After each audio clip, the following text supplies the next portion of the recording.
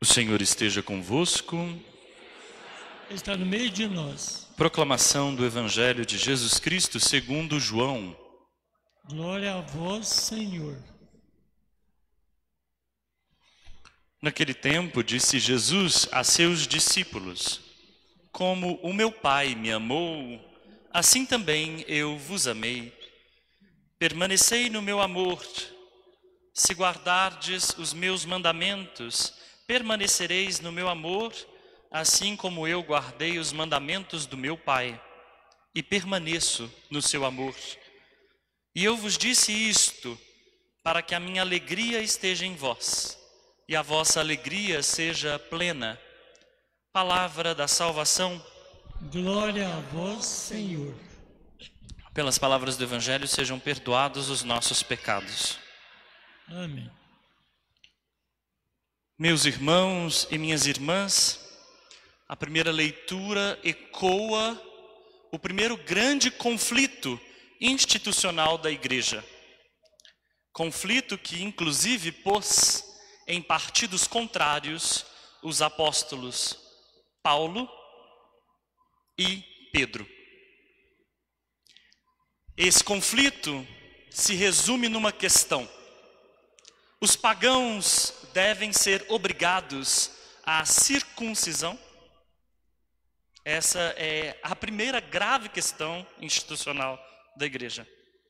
Para muitos pode parecer uma questão pífia, uma questão superficial, uma questão moralista, mas na verdade esse costume, o costume da circuncisão, é um costume antiquíssimo, remonta ao Egito antigo. E não é apenas um costume sanitário, nem apenas uma norma de higiene ou apenas uma norma política. É tudo isso, mas não só.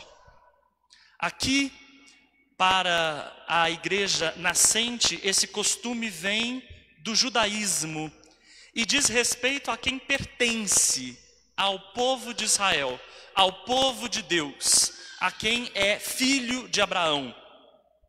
Se os homens são circuncidados, eles pertencem à estirpe de Abraão, pertencem à lei, pertencem ao povo de Deus, pertencem a Israel como povo querido por Deus.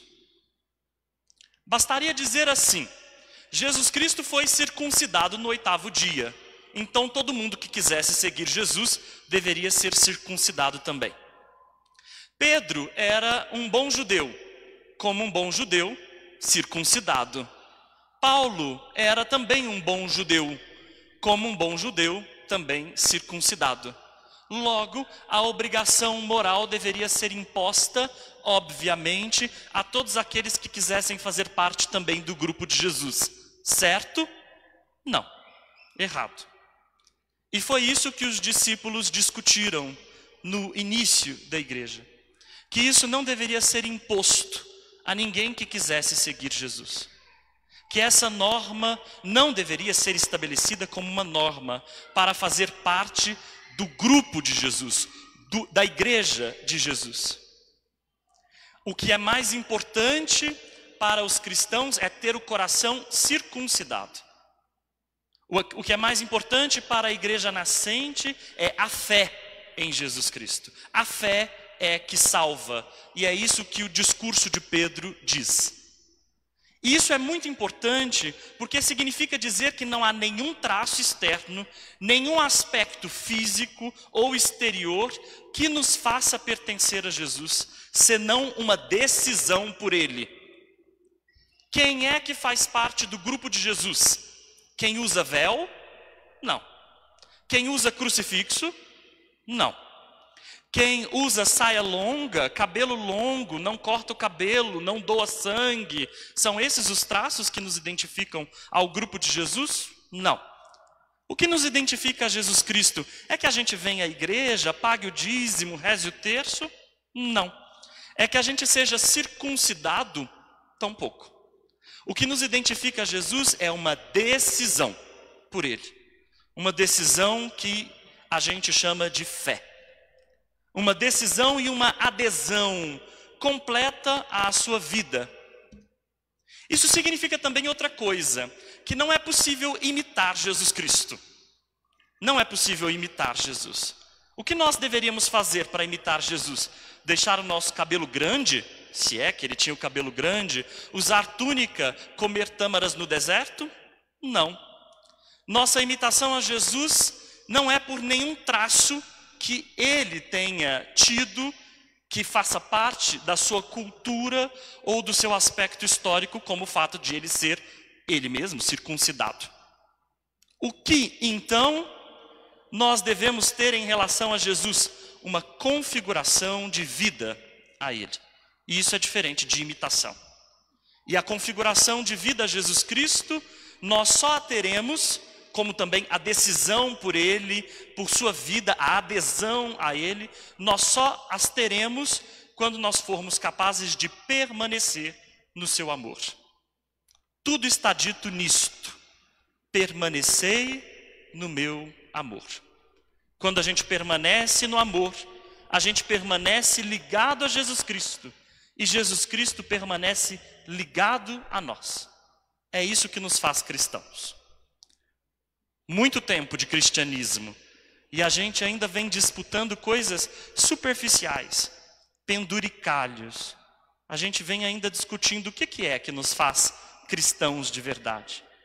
A gente que acha que o que nos faz cristãos de verdade é se a gente sabe cuspir mais doutrinas que outros. Alguns acham que decorar alguns cânones os fazem mais cristãos que outros. Alguns acham que é respeitar algumas normas institucionais e morais. Alguns ainda acham que o que nos faz cristãos é, de algum modo, ser mais católico que os outros, como se a gente estivesse numa verdadeira disputa. Alguns ainda acreditam que é ter mais fé que os outros, como se isso fosse possível de medir numa espécie de termômetro. Alguns acreditam que é ser mais perfeito, mais santo que o outro, e para isso escondem os seus defeitos sob os lençóis para acusar os outros de crimes e pecados. Nada disso nos faz cristãos. O que nos faz cristãos é permanecer no amor. E para permanecer no amor, é preciso reconhecer que nós fomos amados sem merecer. E por isso o amor parte de outro ponto que não do merecimento. Parte de outro lugar, o lugar em que todos nós nos sabemos irmãos, o lugar em que todos nós nos sabemos também frágeis, o lugar em que todos nós nos sabemos pertencentes a uma árvore, a um caule, a um núcleo, que não é ninguém mais, ninguém menos do que Jesus Cristo. Amém. Amém.